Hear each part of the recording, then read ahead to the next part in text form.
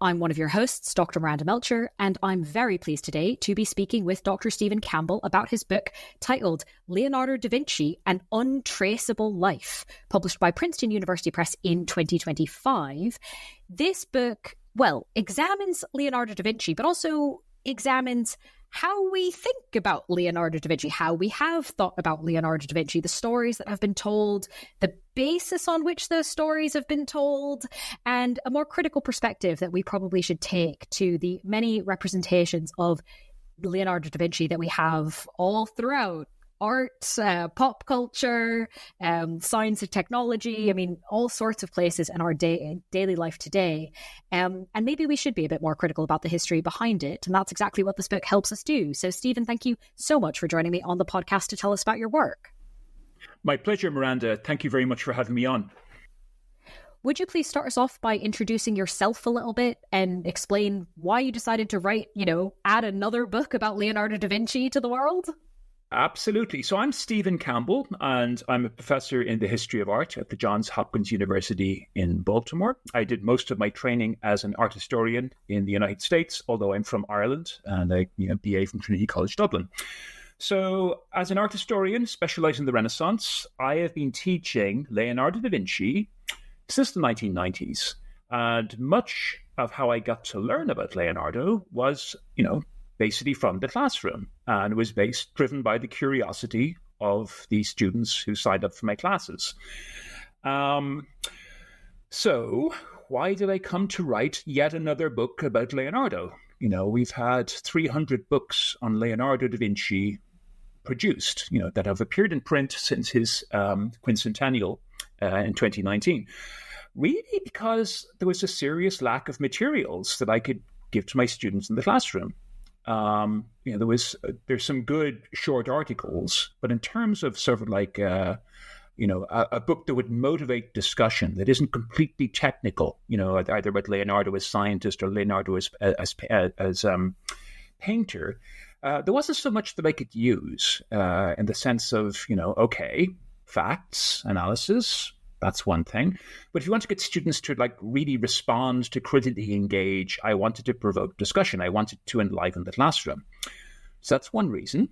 I suppose then I also wanted to write a book on Leonardo where I envisioned a reader like myself, somewhat from outside the field. I work on Leonardo's contemporaries, let me just say, a book that I would actually enjoy reading. And finally, I suppose another reason I took this on is that as an art historian working on Italy, I'm just constantly being asked by colleagues and friends and family for my own verdict on, what would you call it, the latest Da Vinci 9-day wonder. What do you think about that? The Battle of Anghiari might still be on the wall of the Salone di Cinquecento. Somebody said so in the Washington Post 2 weeks ago. What do you think? So I try to kind of muster all of these concerns, all these Leonardo illusions, and dissect them critically. That's a very good summary of what you're doing all throughout the book. So thank you for that introduction. Speaking then of these kind of, as you said, 9-day wonders of various things happening with Leonardo da Vinci, still very much a kind of present thing that goes on. One of the ways you encapsulate this in the book is the term Da Vinci worlds. What do you mean by this? Yeah, so what I mean by Da Vinci worlds, I would say this is about Da Vinci branding. It's about creating spectacles or experiences that might claim to be educational, and hopefully they are on some level. But at the end of the day, they're for profit, and, what are they catering to? They're catering to our cultural obsessions with, tech entrepreneurism, which we project back onto a person who lived 500 years ago, with warfare, things that explode, like with deadly weapons. There's always a heavy emphasis on that. Robots, neurobiology, because we like to think of Leonardo as a brain scientist, and that has some foundation. And, how science explains all the mysteries of the humanities, all the mysteries of creativity, and including phenomena like the Renaissance. These are for-profit spectacles. They're sort of generated by private museums, and I sort of would question, the applicability of the term museum to some of these enterprises. But increasingly, real museums, which are created in the public interest, the public good, at taxpayers' expense, are reshaping themselves in the same way as, immersive experiences where really what's on show is the technology. I can go on. I mean, if you like, it's a pretty useful way of thinking about a lot of things I think we encounter. So, it was recently reported that here in the U.S., at a place called Pueblo, Colorado, they're creating a Leonardo da Vinci museum, or a Da Vinci museum. By the way, Leonardo was never called Da Vinci until the 19th century. That name was never applied to him in the Renaissance. That's just parenthetical. He might be called Vinci, but never Da Vinci. And so I like to call him Vinci sometimes in the classroom. So we have this promise of a museum in Pueblo, Colorado, which is going to be entirely consist of replicas of the paintings and drawings and, gigantic and reconstructions of his machines. This is an approach that's been tried before. And its justification is something called STEAM, STAEM, hot air. Science, technology, engineering, art, and mathematics. It's supposed to be an educational guide to problem solving. So STEAM is a mantra of university administrators and sort of, managerial education gurus. And it's all about, we find a place for the humanities, history, culture, literature, art, by immersing it in scientific modes of explanation. So it's seen as being, educationally progressive.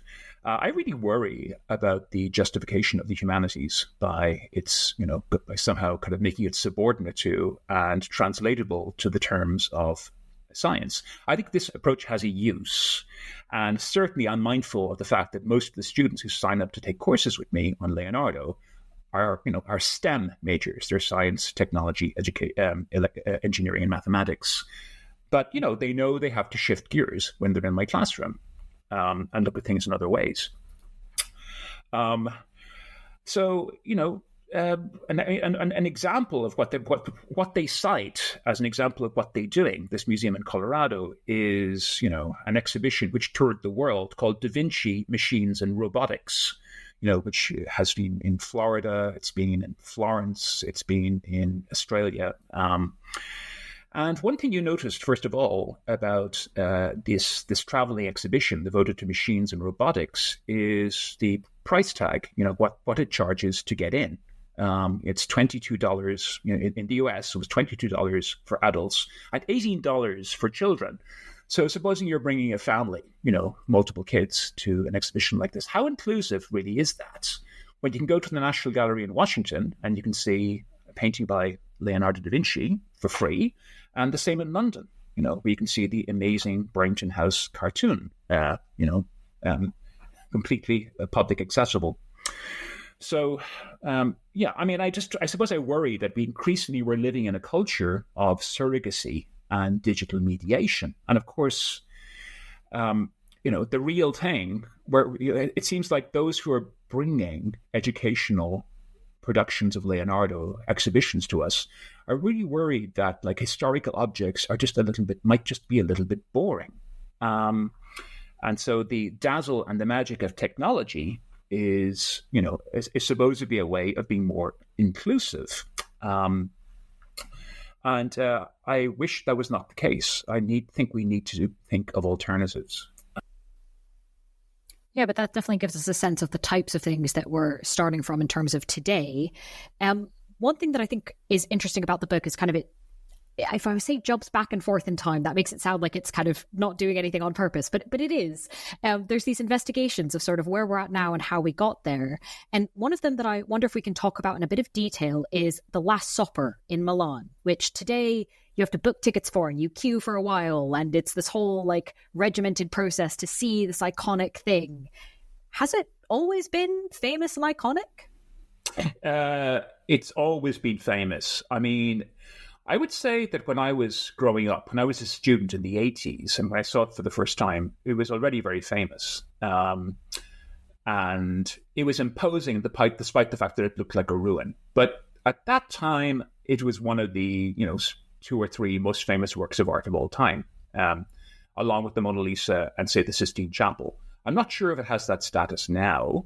I think something like Picasso, Guernica might have displaced it, probably should have. In Leonardo's own lifetime, it was definitely his most famous work. People were astonished by it. Just the quality of the painting, the realization of visual experience through Leonardo's knowledge of optics, through his manipulation of painting technology using oil, and then just the scale. It's still a very physically imposing thing. So it was sensational. And the earliest records of the painting that celebrated also note that it was disappearing, that Leonardo's creation was literally running down the wall. So the celebration goes with, a sort of a note of regret, of mourning that it is actually, that the work is disappearing. As a result, it was heavily reproduced, even in Leonardo's own lifetime, with about half a dozen full-scale copies. And as early as 1500, when the paint was barely dry, although if it was ever dry, I'm not so sure, we had prints circulating after the Last Supper. So definitely it was the touchstone for Leonardo. Although it's interesting that later on, by the 1800s, people traveling in Italy were surprised to find out that it still existed, because reports of its ruin and its increasing deterioration had sort of, contributed to its eclipse. All right. So that's definitely something that's had a compelling, appeal to people for quite a long time. What about Da Vinci art? It's something that I think quite often comes up in this 9 days wonder sort of thing. This has been discovered, or look at the price for this. Clearly in a lot of demand today. But why? I mean, he's been around for a long time. Like, why is it so high today, do you think? I think that pseudo Da Vinci's, like early copies of his work and much later copies of his work that wouldn't have gotten a look in like 30 years ago, are now, becoming a field day for speculative art investment. And, our attention economy is really stirred by, the prospect of, further Salvator Mundi type discoveries. This, by the way, is probably everybody knows this, but this was a Leonardo discovery from about 20 years ago, which finally sold about 7 years ago for a spectacular 450 million.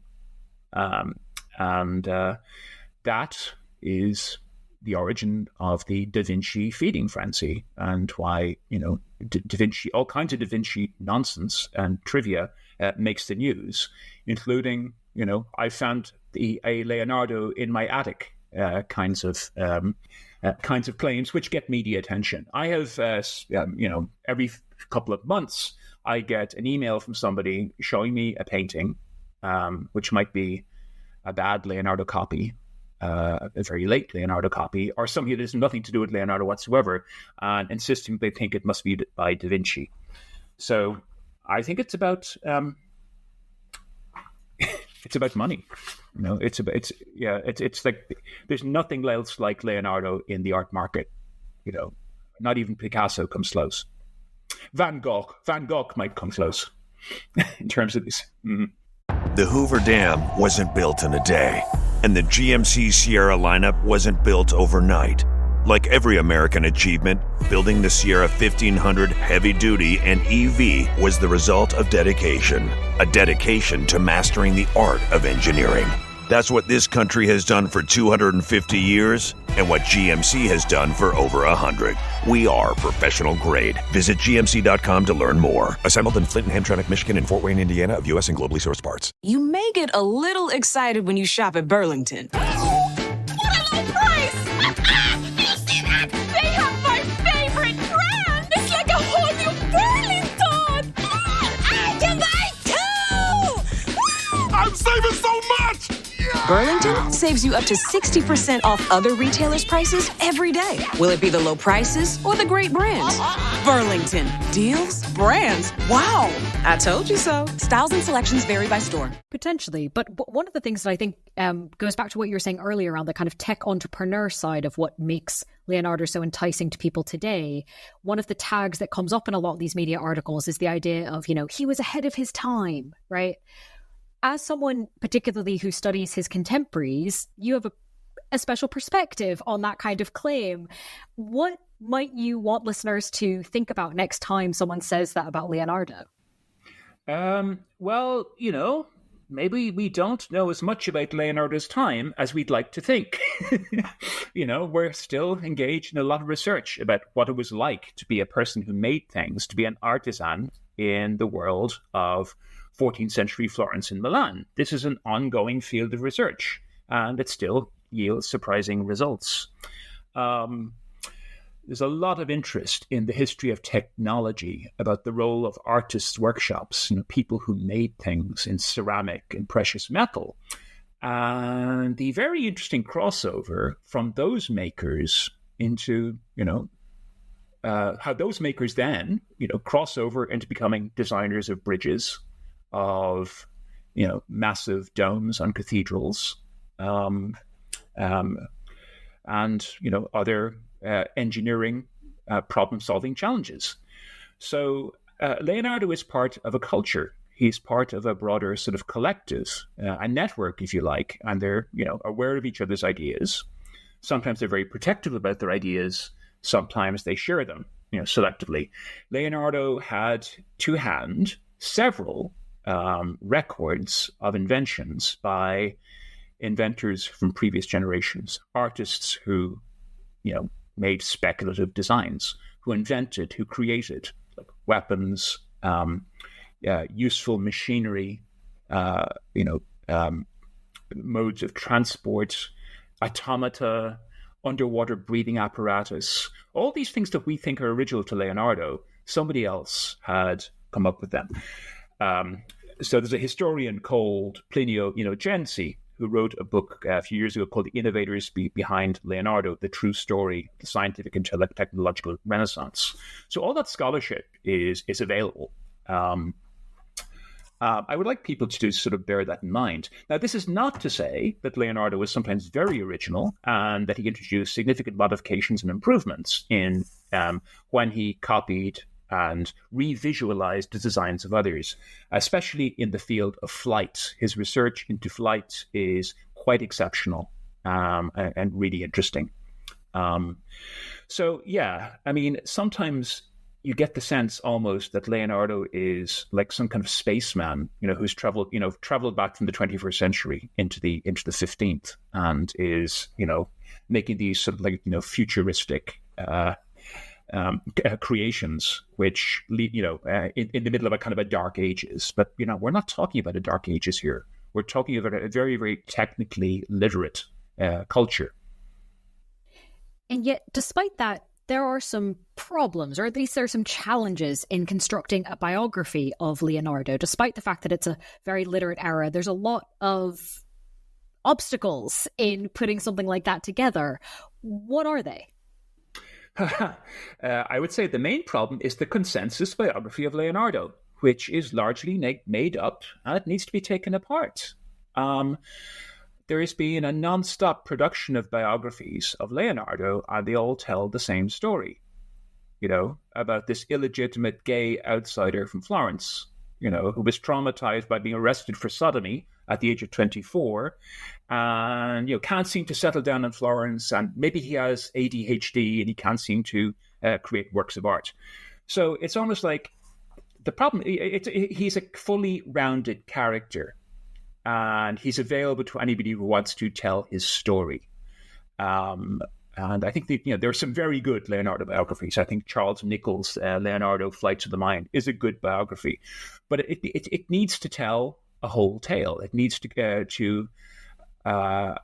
sort of envision a wholeness to that life, which the record does not really support.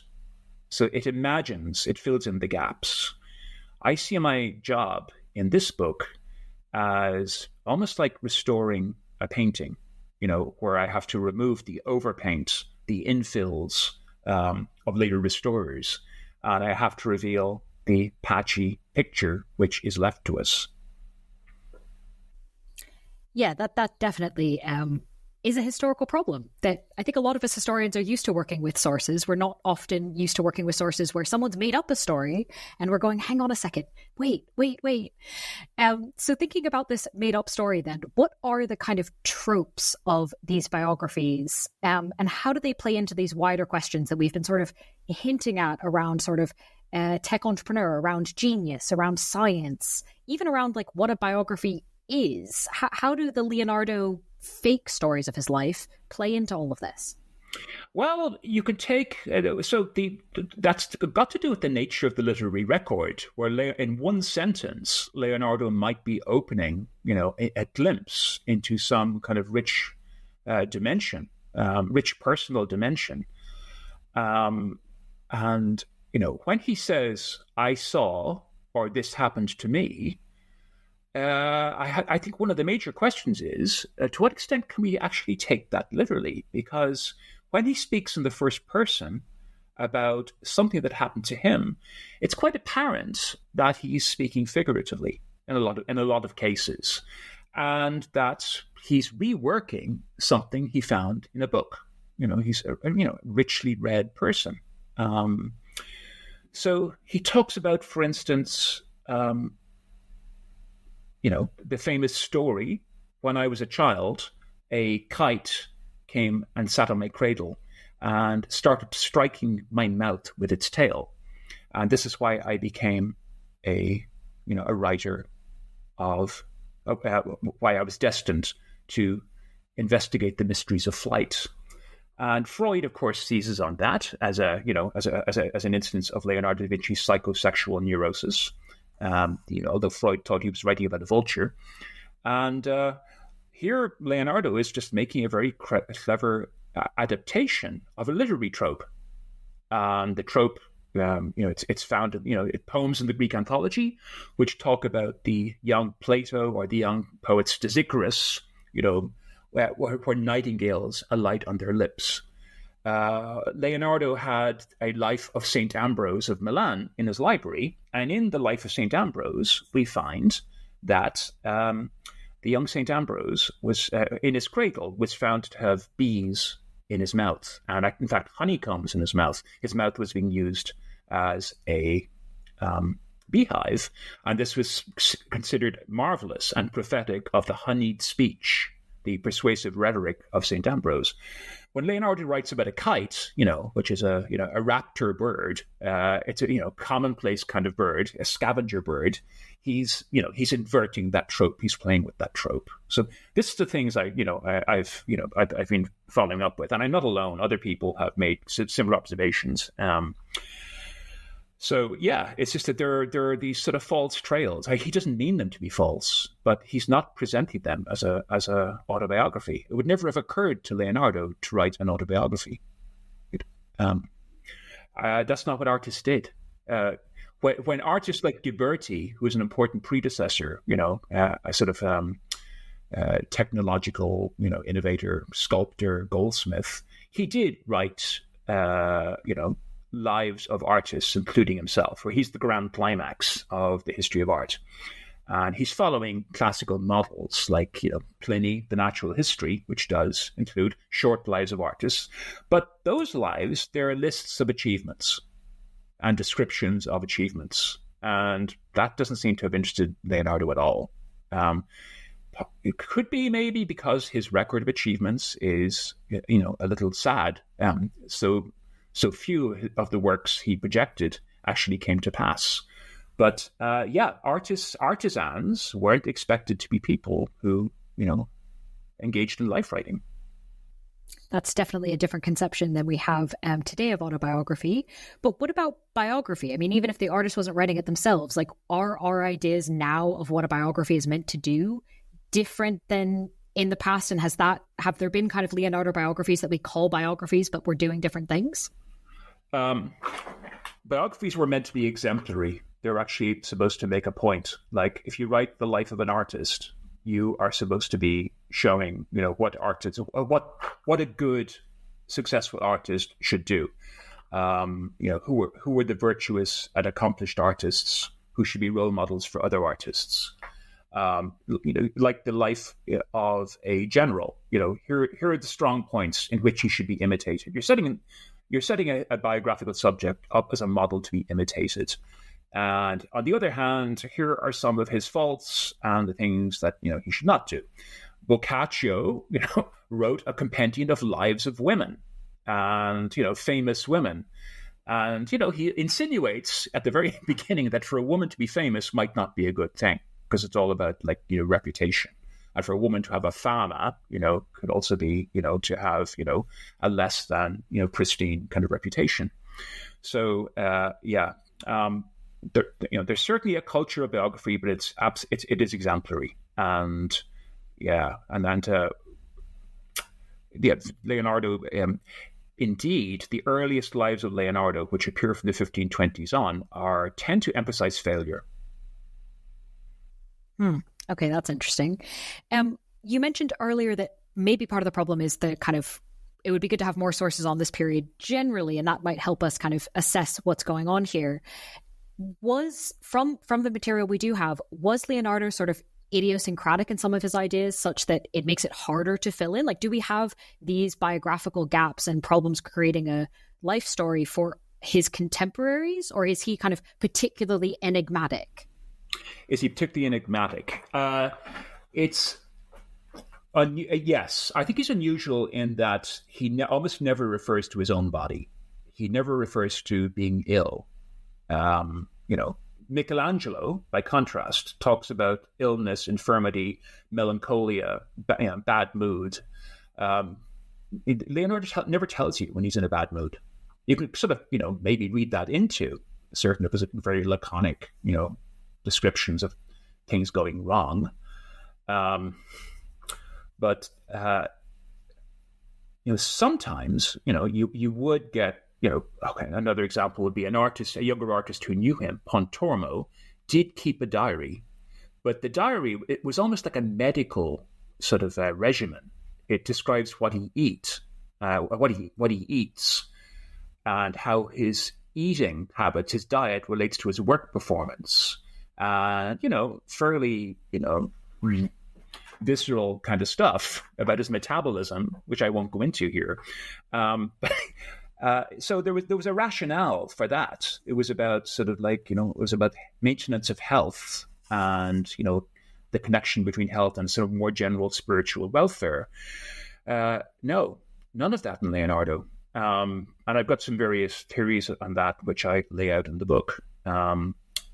But other idiosyncrasies of Leonardo is in a culture where, especially in Florence, where you have artists who do write, you have artists who engage in the writing of poetry, for instance, or Leonardo constantly professes his hatred of literature, his hatred of poetry in particular, to an astonishing degree.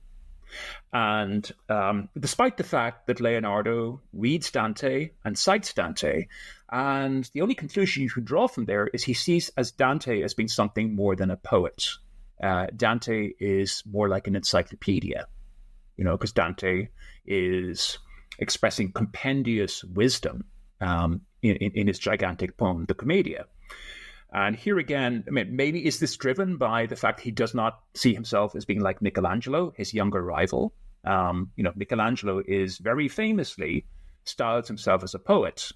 And with the poet, you do get a confessional voice and, a drive to express one's emotional and spiritual states. Essentially, an inwardness and a selfhood defined, in terms of an interior, which is lacking in Leonardo. This is quite interesting.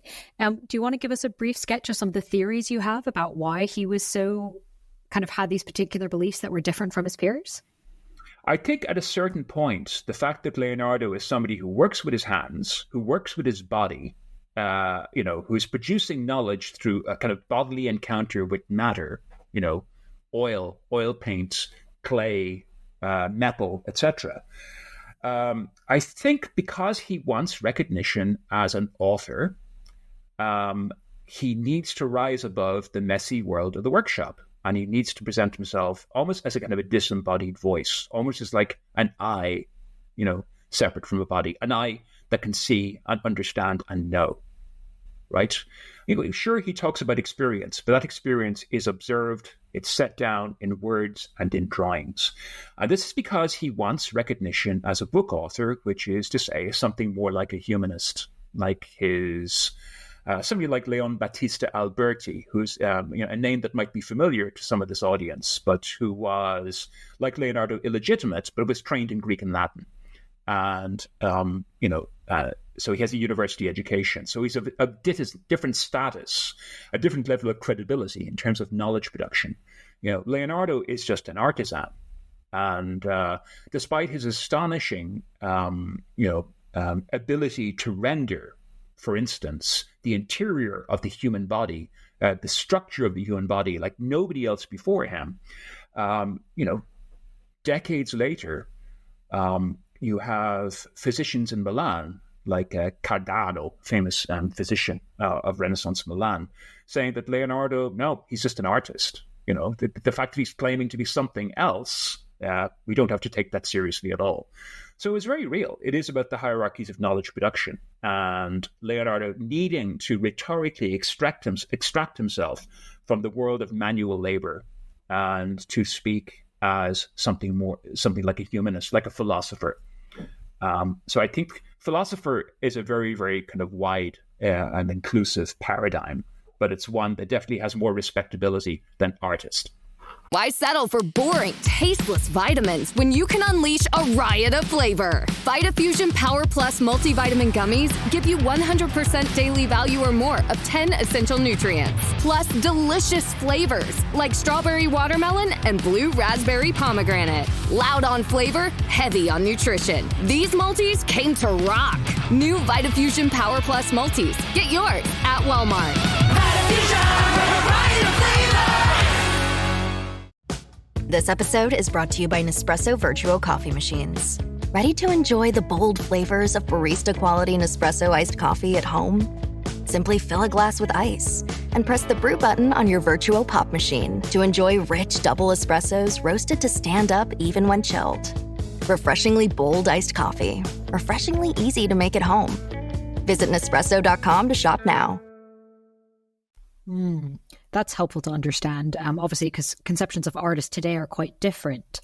But I want to talk about this manual labor piece for a moment, because Leonardo's not kind of all by himself doing things. There's a whole workshop, there's a whole production, there's a whole thing going on that's pretty directly tied to him and his work, even if that's not how he's representing himself. Should we be thinking of that as essentially sort of modern, the kinds of economic incentives today that have museums, art museums have gift shops of reproductions of whatever painting?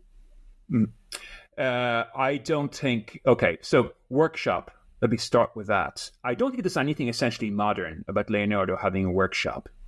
We know very little about how he organized it, right? So we just know that there was some kind of space.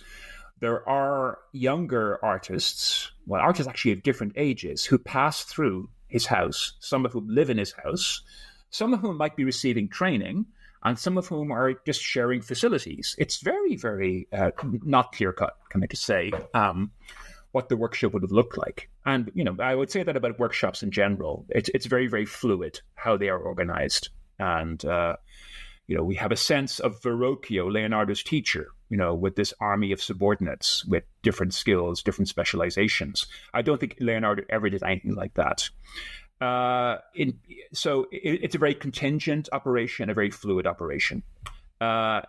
we have, but almost every painting Leonardo makes, we have replicas, multiple replicas.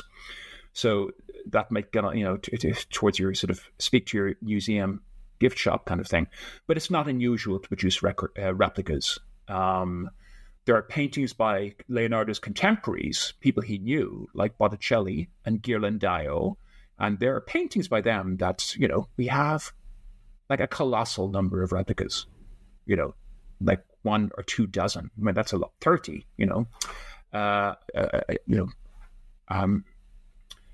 they were designed for mass reproduction. In the case of Leonardo, it's not quite clear whether the reproductions were produced in his workshop or whether other artists say, this is something I should do as well. And they somehow have access to Leonardo's works and are able to copy and make versions or replicas. But there is this.